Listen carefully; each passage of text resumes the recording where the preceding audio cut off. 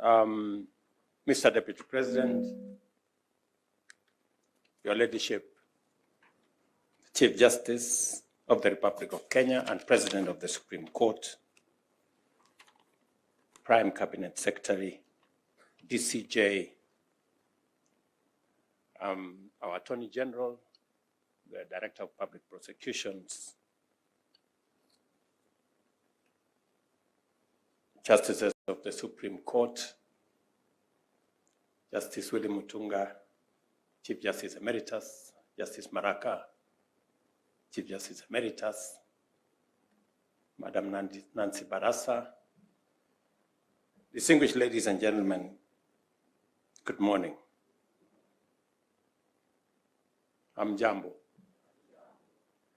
I'm truly happy to be here this morning. I know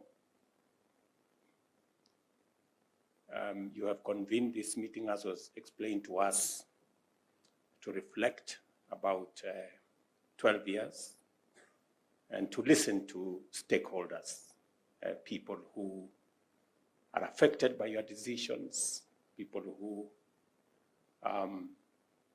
in one way or another, become part of the court system. And unlike Sakaja, who has never been a client at the Supreme Court, I am a very consistent client at the Supreme Court. I have been brought before Chief Justice Mutunga. I have been brought before Chief Justice Maraga. I was the other day before Chief Justice Kome. And as things would be, sometimes I get favorable judgment, sometimes I don't. But in all cases, I have abided by what the decisions of the Supreme Court were. And therefore, it was, if there was a person to, as a stakeholder, to give an assessment, I think I qualify to be among the few people who have been before the Supreme Court many times. The Chief Justice referred to the 4 presidential elections that have been adjudicated by the Supreme Court. In all the 4, I have been a client. I was in there. And therefore, it is an honor for me to join you in commemorating 12 years since the establishment of Kenya's Supreme Court, an iconic institution that, along with devolution and the Bill of Rights, stands as one of the most transformative innovations in our progressive 2010 Constitution.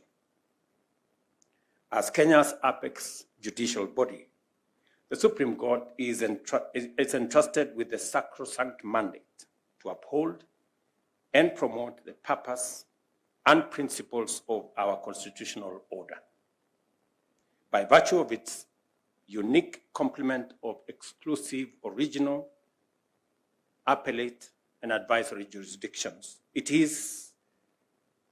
possesses the necessary authority to arbitrate, to advise, and to guide the institutions of our republic as they perform their roles of giving full expression to the will of the people as inscribed in our Constitution. The Supreme Court, therefore, serves a powerful symbolic role as the highest representation of the values and institutions of justice in our land and the fulfillment of people's determined quest for a judiciary grounded in inclusivity, fairness, justice, and constitutionalism.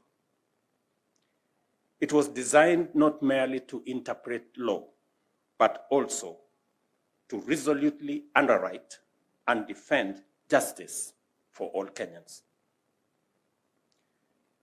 14 years after the promulgation of the Constitution, we continue on the journey of implementing the vision for a stable, secure, prosperous, open, and democratic society grounded in freedom, justice, and the rule of law.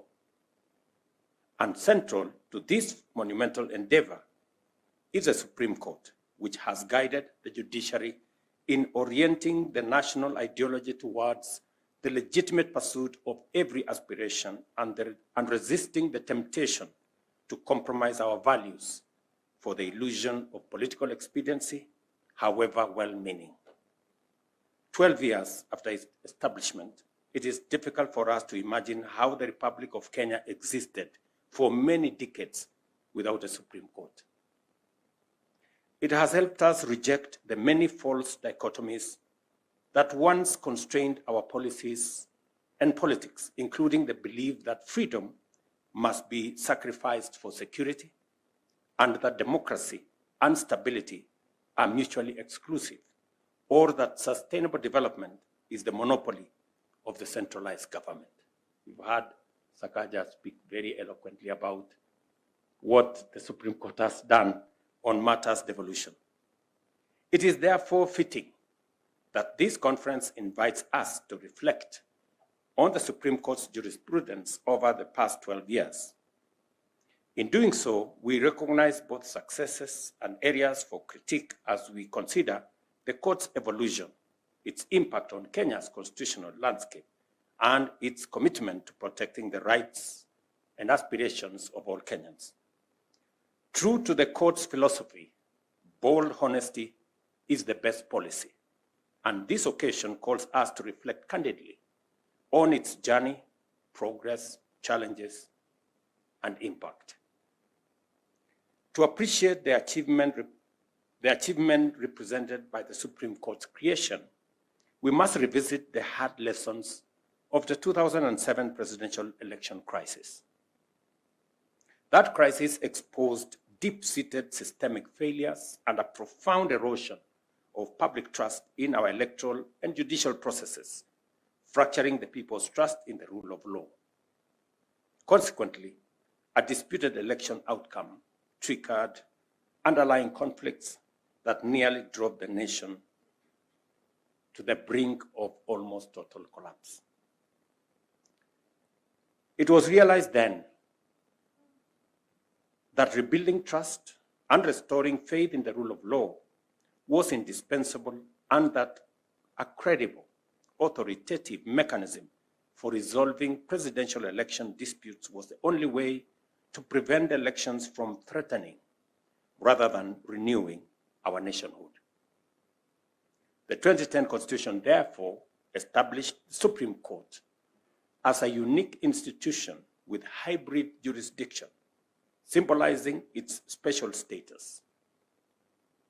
Its exclusive original jurisdiction over presidential election disputes is a legacy of the 2000 never again moment.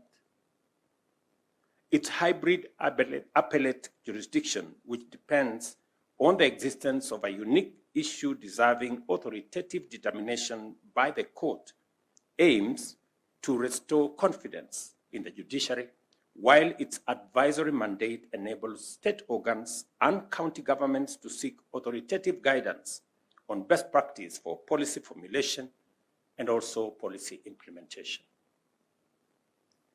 The body of work that the Supreme Court has developed over the course of the 12 years is expansive, meaningful, and authoritative.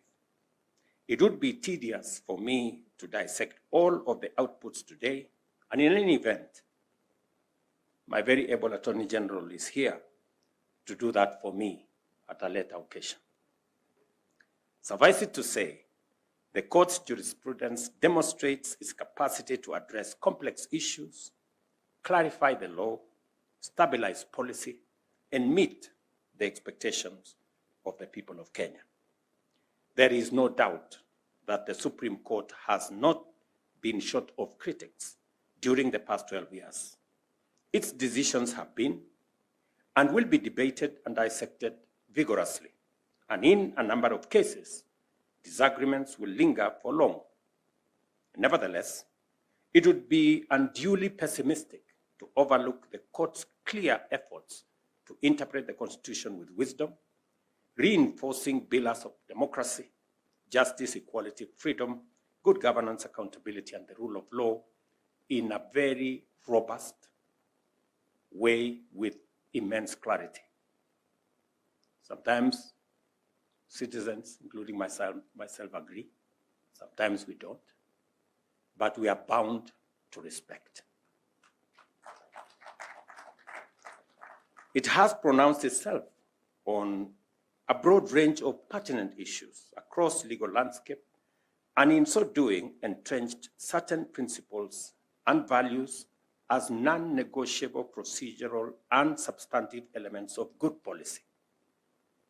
It is because the court has been emphatic in its dispositions and firm in its guidance of subordinate courts that Kenyans are confident that their rights are intact and due process is indispensable.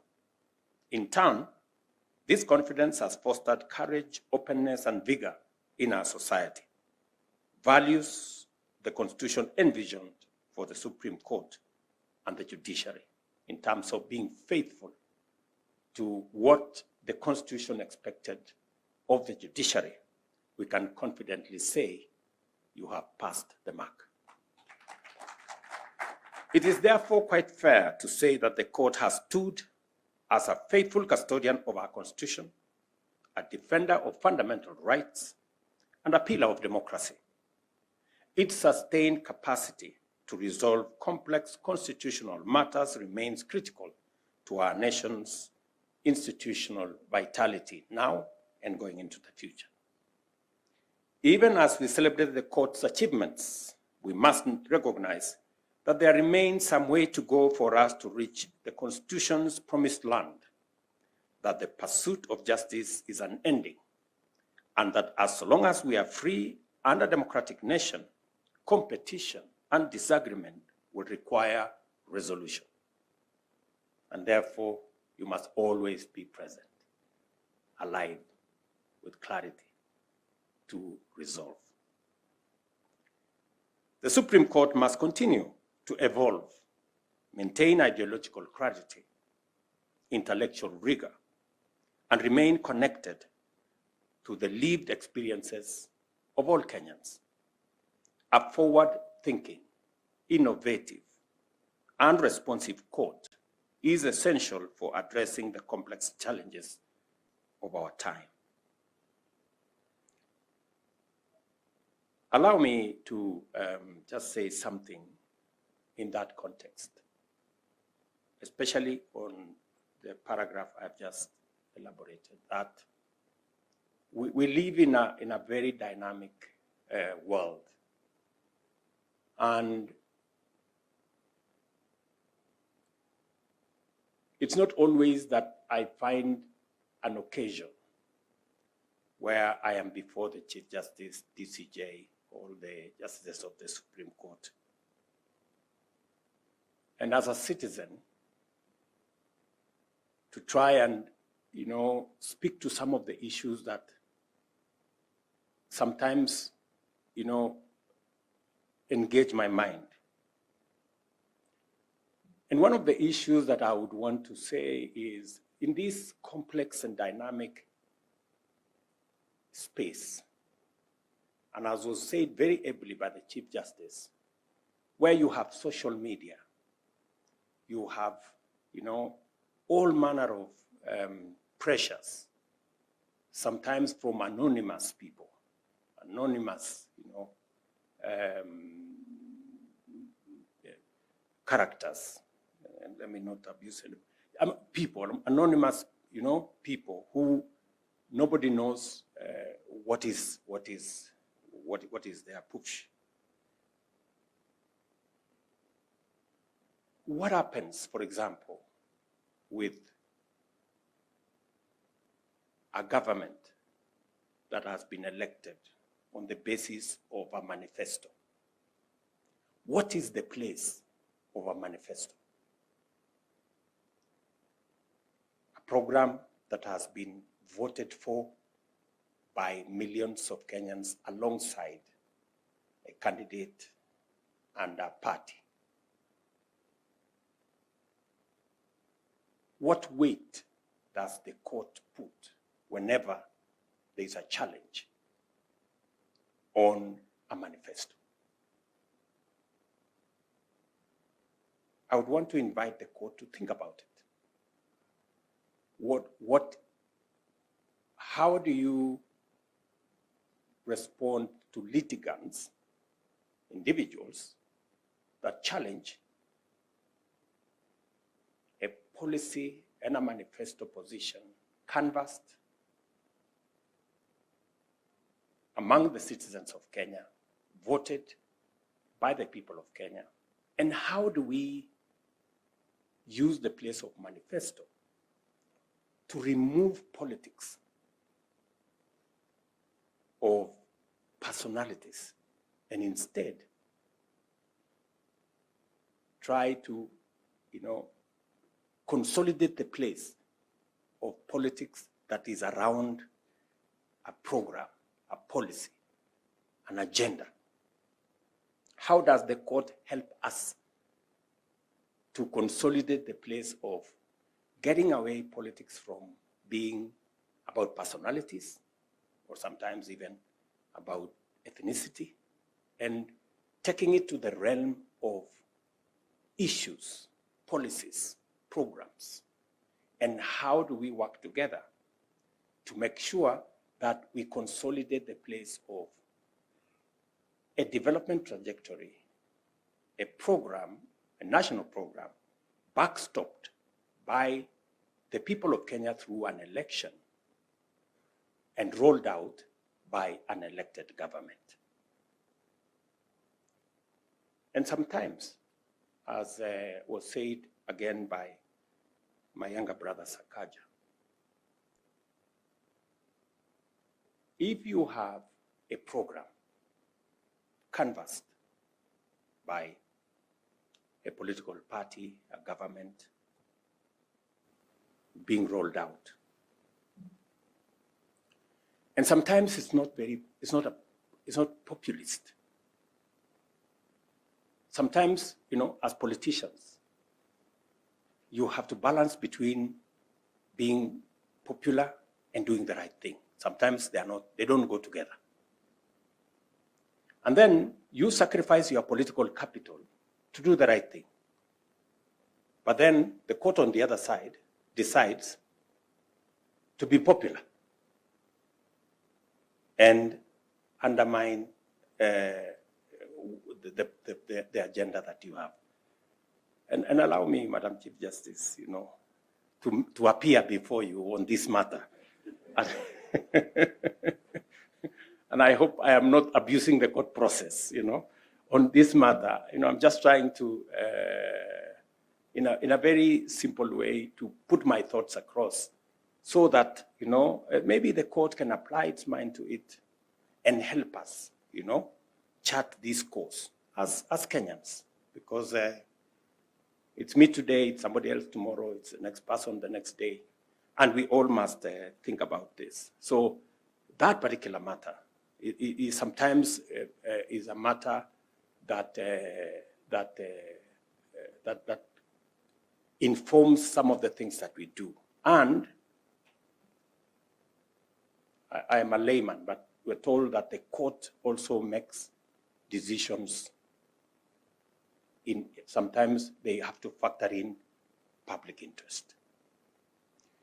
Where does public interest, populism, playing to the gallery, where is that? How do we nuance it so that it is managed properly and we don't drop the ball? So this is just thoughts, and I'm really happy that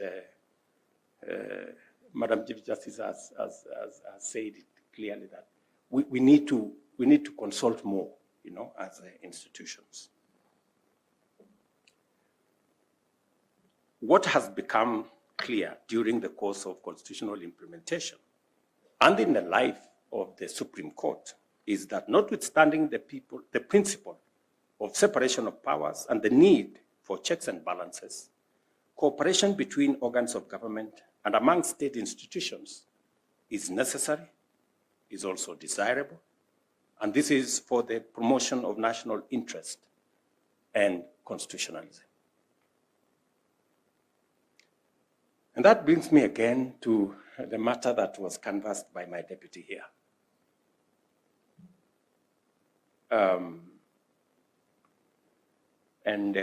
My sister Njoki spoke to it and said, we need independence, we need to avoid overreach and interference. You know, overreach and interference, you know, that kind of thing. Now, we must be careful as the executive to avoid overreach and interference, because we always talk about judicial independence, and it's a fundamental principle of our Constitution.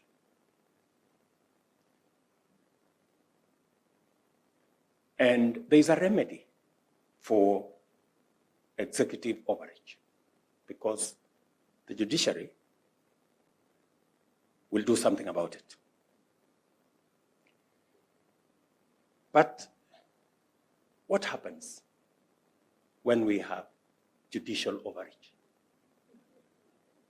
and judicial interference?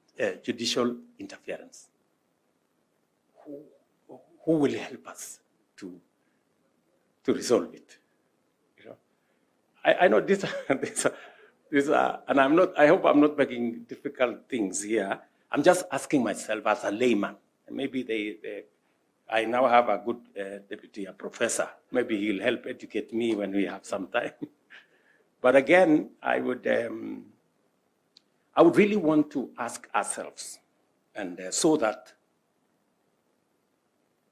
as we restrain ourselves as the executive, not to interfere, not to overreach on matters that are in the purview of the judiciary or other arms of government for that matter.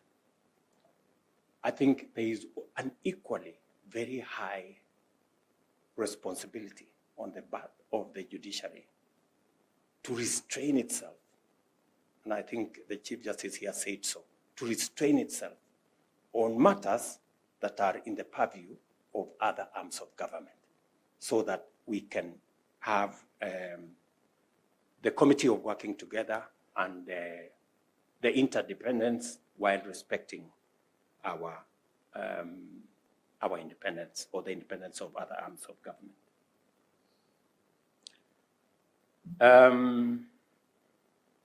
Such moments are rare, you know, when you have the ears of the judiciary.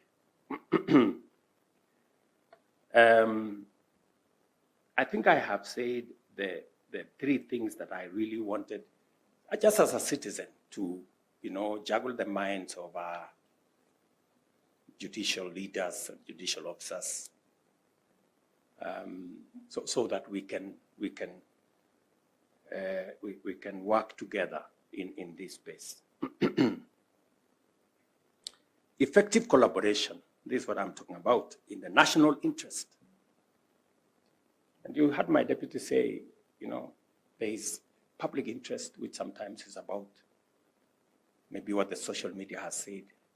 What the social media has said, is it public interest? What is it? You know, we need to, there must be a balance. And then there is national interest. These are propositions that we need to think about so that we can carry it along in our jurisprudence and also in our life as a nation. No single institution or organ is entire of itself or viable in isolation. I'm encouraged by the increased confidence with which various arms of government are exploring areas of partnership and collaboration And by so doing, we are breaking long-standing barriers to unlock the power of institutional synergy.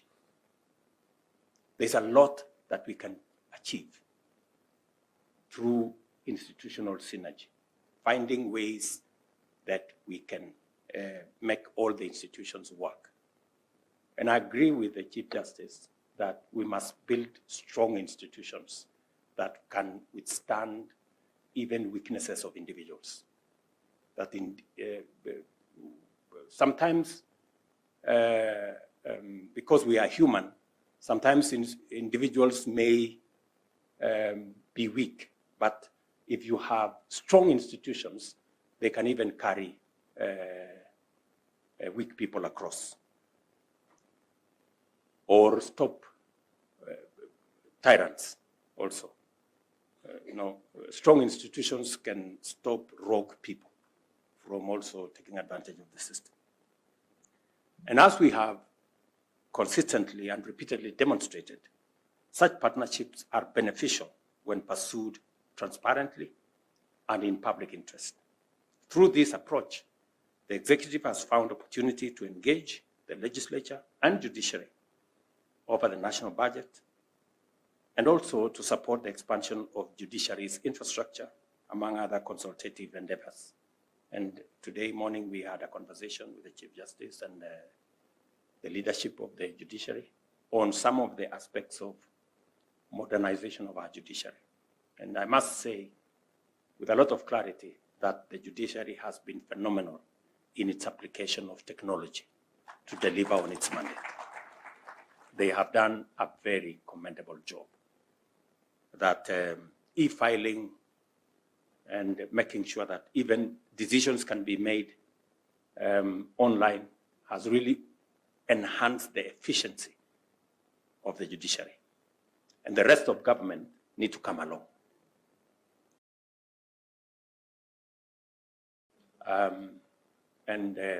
I hope, contacts and corruption in judiciary, in the collection of taxes, and I really want to implore the judiciary to assist the other arms of government in using technology so that they become as efficient in collecting taxes as you have become efficient in executing your mandate. We remain committed to partner with the judicial and legal fraternity in building a more accessible, empathetic, and efficient judicial ecosystem which delivers justice to all in a timely, fair, effective, and accessible manner. Each branch of government plays an important role in supporting the Supreme Court as it leads the judiciary in delivering justice. We are committed to working alongside the judiciary to continue developing a judicial system that honors the aspirations of Kenyans and upholds our constitution, reinforcing the foundations of our democracy. We must work in unity and with a singular sense of purpose to ensure that the Supreme Court remains a shining beacon of integrity, a trusted guardian of our rights and freedoms, a champion of the rule of law, and a leading force in producing progressive jurisprudence, not just in our country, not just in our continent, but also globally.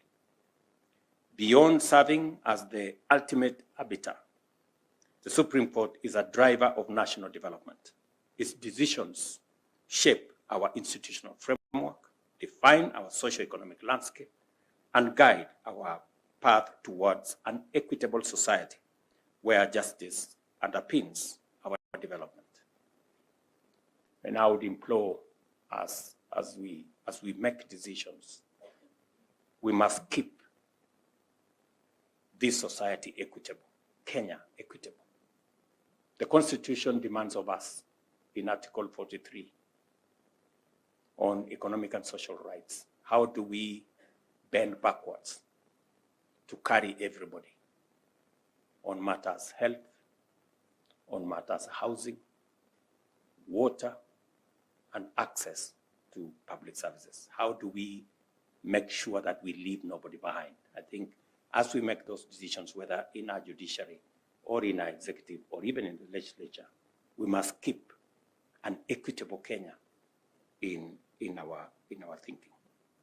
In guiding our institutions to articulate the national values and principles of government as coherent parameters of sustainable development, the Constitution designates the Supreme Court as the umpire charged with auditing policies to ensure that they promote inclusive growth and economic empowerment.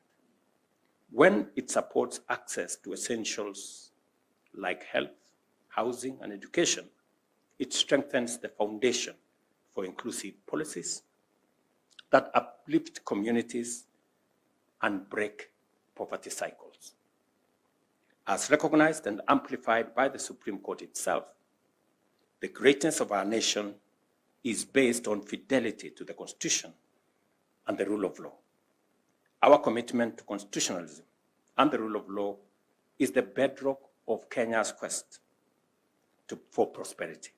Consistent and fair application of the law builds trust, encourages civic responsibility, and fosters social cohesion. By championing a jurisprudence that simultaneously upholds fundamental rights and freedoms while supporting development, the Supreme Court helps Kenya achieve Vision 2030 and also our bottom-up economic transformation agenda. I congratulate the court on its 12 years of steadfast growth, and without a doubt, it has now matured into a respected constitutional authority and fountain of progressive jurisprudence. I encourage the court to sustain its progress and become a global beacon of judicial wisdom, constitutional clarity, and foster developmental dynamism. May this conference inspire deeper reflection and introspection on the Supreme Court's role in national transformation and energize all participants in their pursuit of a more just and equitable Kenya. And let me commit, as I did to the leadership of the judiciary, that the executive, we will play our role, we will support the judiciary within the constraints that we have in our finances. We will go out of our way to support the requests that have been made by the judiciary on matters to do with enabling our judicial officers to be to work in a much more enabled environment and to also provide the physical facilities necessary. And I'm very happy that the governor of Nairobi has agreed that we will work together to make sure that there is a new place for the judiciary and for the Supreme Court. Asanteni sana. God bless you.